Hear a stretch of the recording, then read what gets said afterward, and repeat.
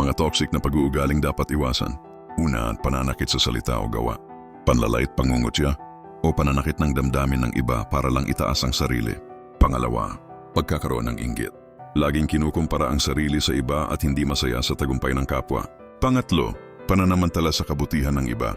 Gamitin ang kabaitan ng iba para sa pansariling kapakinabangan. Pang-apat, hindi pagtanggap ng pagkakamali. Laging sinisisi ang iba at ayaw umamin sa sariling pagkukulang. Panglima, pagiging tsismoso o tsismosa. Pagpapakalat ng maling impormasyon o pakikialam sa buhay ng iba. Pang-anim, pagmamanipula o kontrol sa iba. Pilit na pinapagawa sa iba ang mga bagay para makuha ang gusto. Pang-pito, laging negatibo ang pananaw.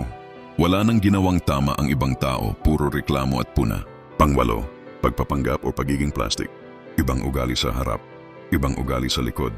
Pang-siyam, kawalan ng respeto sa opinyon ng iba. Hindi marunong makinig at tigalang ang pananaw ng kapwa. Pang-sampo, pagiging makasarili.